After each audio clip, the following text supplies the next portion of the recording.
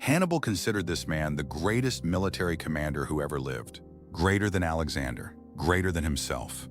And yet most people have never heard his name. Pyrrhus of Epirus was a Greek king who went to war against Rome in 280 BC. He beat them in the field. Then he beat them again. Rome's legions couldn't stop him. But after his second victory, his generals rushed to congratulate him. And Pyrrhus looked out over the battlefield, at the piles of his own dead, and said something that stopped them cold. One more victory like this and I am finished. He had won both battles. He had also lost nearly every experienced soldier he brought with him. Rome could replace its dead.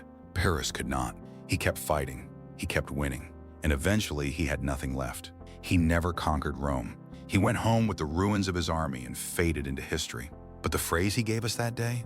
We still use it every single time we call something a Pyrrhic victory. A man who started life herding sheep ended up stealing the most valuable diamond in human history. Nader was born poor in northeastern Persia in 1698. No title, no army, no future. He survived by working as a servant and a hired soldier, learning war from the ground up. By his 30s, he had fought his way to the top of Persia, and by 1736, he declared himself Shah. Then he looked east. In 1739, he marched into India with around 55,000 men.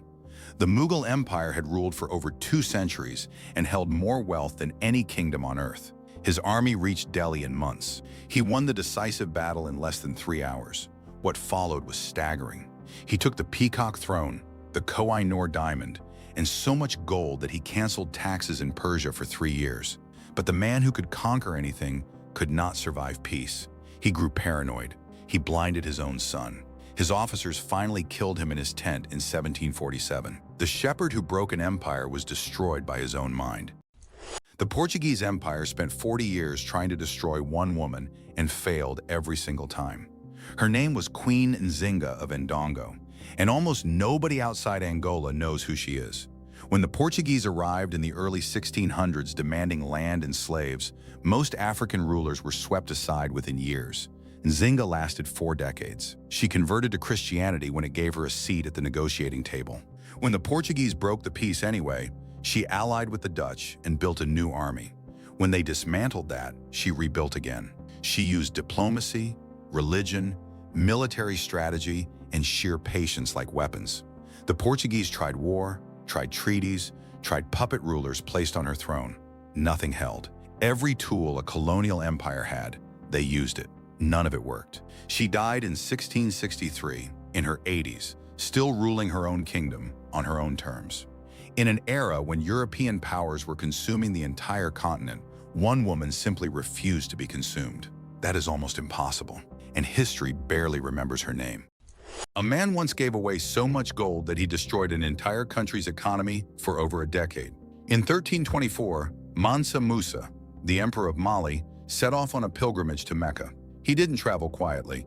He brought an entourage of roughly 60,000 people and enough gold to make every kingdom along the route stop and stare. As he passed through Cairo, he handed out gold to beggars, merchants, and strangers in the street. He bought gifts for everyone. He spent without limits and without hesitation. It felt like generosity. It looked like generosity. But the sheer volume of gold he poured into Egypt's markets crashed the value of gold itself. Prices exploded. Merchants lost fortunes. Cairo's economy took over 12 years to fully recover.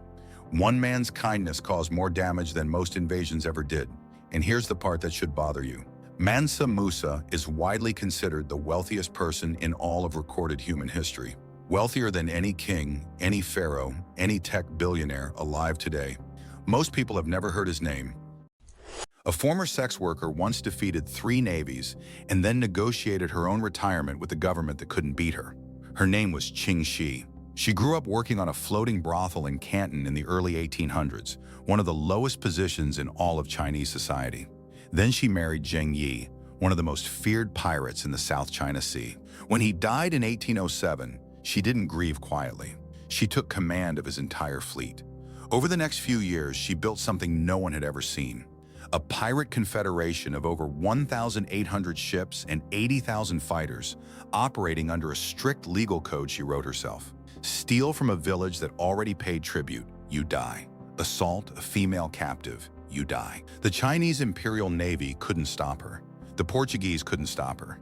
The British East India Company sent warships and turned back. So in 1810, the Qing dynasty did something extraordinary. They asked her to negotiate. She kept her ships. She kept her wealth. She walked away completely undefeated. Then she opened a gambling house and lived to 60. A medieval army accidentally started a plague that killed a third of Europe. In 1346, a Mongol force was laying siege to Kaffa, a Genoese trading port on the coast of Crimea. They had been camped outside the walls for months. Then something terrible happened inside their own camp. The Black Death tore through their ranks and soldiers were dying by the hundreds. The Mongol commanders made a decision. They loaded the bodies of their dead onto catapults and launched them over the city walls. The Genoese inside had no idea what was coming. The plague spread fast. Desperate to escape, merchants boarded their ships and sailed west toward home. They docked in Sicily in 1347. Within weeks, people in the port were dropping dead. The disease moved inland, then into Italy, then France, then England. By 1353, somewhere between 75 and 200 million people were dead across Europe and Asia. A failed siege of a port city most people have never heard of changed the entire course of human history. A Korean admiral saved his country twice. The second time, his country had already tried to destroy him. Yi Sun-sin built something Japan had never seen. An iron-plated warship called the Turtle Ship, covered in metal and spiked to stop boarding. He used it to crush Japanese invasion fleets in battle after battle, against odds that should have been impossible. Then a political rival planted false intelligence. Yi was arrested, stripped of rank, and tortured in prison. He survived. And when Japan launched a second invasion and the Korean Navy collapsed without him, the king had no choice but to beg him back. Yi returned to find 13 ships remaining. He faced 333 Japanese vessels at the Battle of Myeongnyang. He won. His final battle was at Noryang in 1598. A stray bullet struck him as the Japanese fleet broke apart and fled. His last order was to keep his death secret. Cover my body. Do not let the men stop fighting. They didn't stop. They won. In July 1518, a woman named Frau Trophia stepped into a street in Strasbourg and started dancing. She didn't stop. Not for hours. Not for days. Within a week, 34 people had joined her.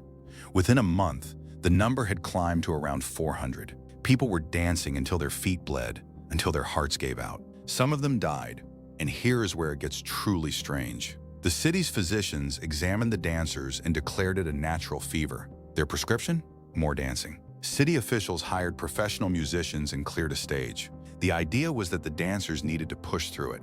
The music played. The crowd grew.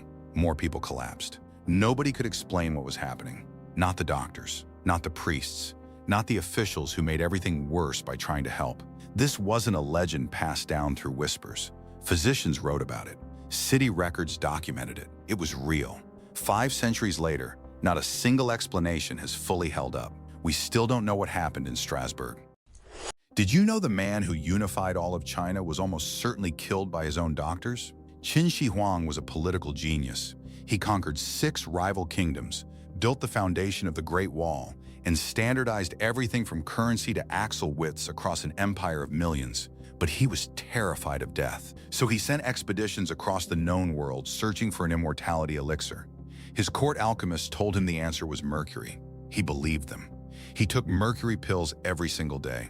He slept in a different room each night so assassins couldn't find him. He trusted no one. The man who built one of the ancient world's most powerful states slowly lost his mind to paranoia and poisoning.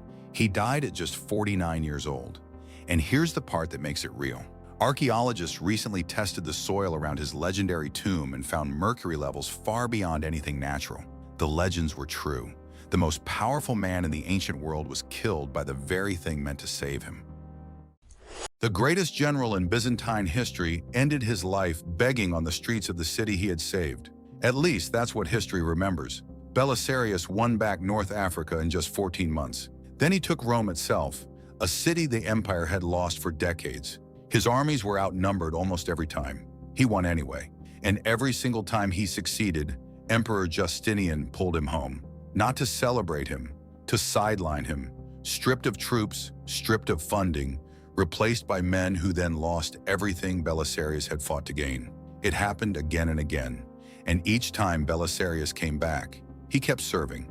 The legend says Justinian finally had him blinded and stripped of all rank in 562 AD. The man who reconquered Rome, reduced to holding a cup outside the city walls. Historians still debate whether the blinding actually happened, but the betrayal itself was very real. The question that stays with you is simple. Was he noble for never giving up on his emperor, or just tragic for never learning?